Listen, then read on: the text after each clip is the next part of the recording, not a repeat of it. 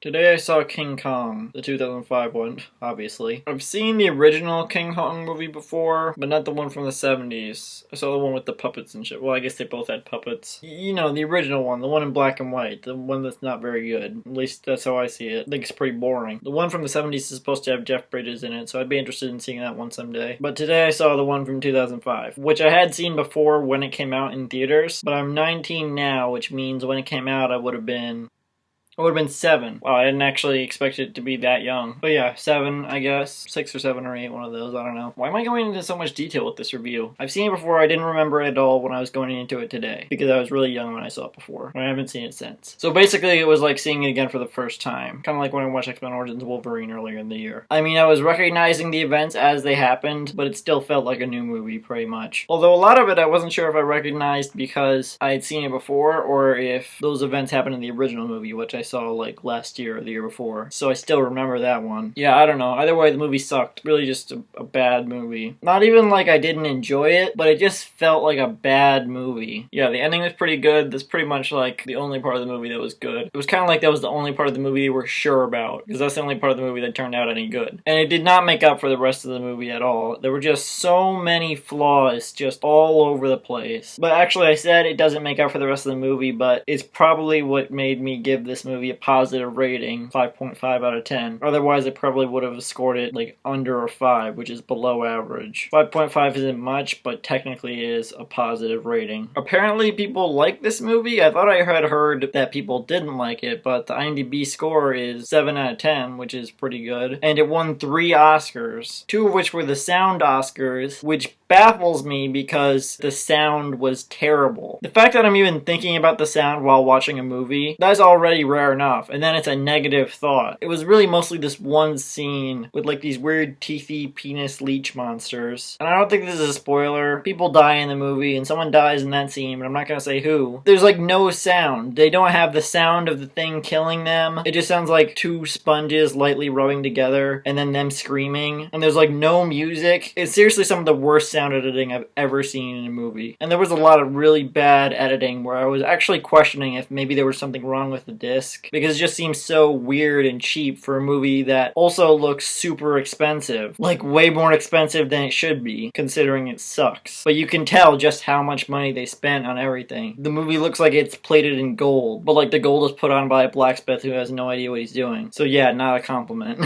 Unfinished, I guess, is the word I'm looking for. A lot of the effects and the editing and stuff just felt weirdly unfinished, I guess. And that's just one thing. Like, the writing is also not very good at all. There's a lot of cliches, characters they set up and then don't follow through with, a bunch of stuff like that. As a kid, I was probably excited to watch this movie because it's a movie about Jack Black and a gorilla, which would sound amazing to me as a kid and also now. But just like you shouldn't watch the movie Toys just to see Robin Williams, you shouldn't watch this movie just to see Jack Black, because both of those movies are ensemble casts, so the payoff isn't really there for just the one actor. Speaking of ensemble casts, I saw this movie because I'm planning on seeing Kong Skull Island tomorrow or so. Hopefully tomorrow, but my sleep schedule is so messed up right now that I don't know if I'm going to be able to do it. But yeah, hopefully. And that has an ensemble cast, but they have Samuel Jackson, John Goodman, John C. Reilly, some guy from The Walking Dead, Tom Hiddleston, he's fine. But yeah, the first 3 I said, that has me really excited. I had a video a while back where I looked at the trailer for like a second, and it was great. One of the best trailers I had seen in a while, up until I saw Baby Driver a couple weeks ago, which is the best trailer I've seen in years. Well, it's probably one of the best trailers I've seen in my entire life, but that's definitely overhyping it. I cannot wait for that movie. Yeah, that's off topic. Kong Skull Island though, that looks great, and I'm pretty sure it has good reviews too. Then again, so did this crappy movie, so I don't know. Could be shit too, I guess. I guess I'll just have to find out. So yeah, King Kong, 5.5 out of 10. I definitely would not recommend it. And tomorrow I'll see Kong Skull Island.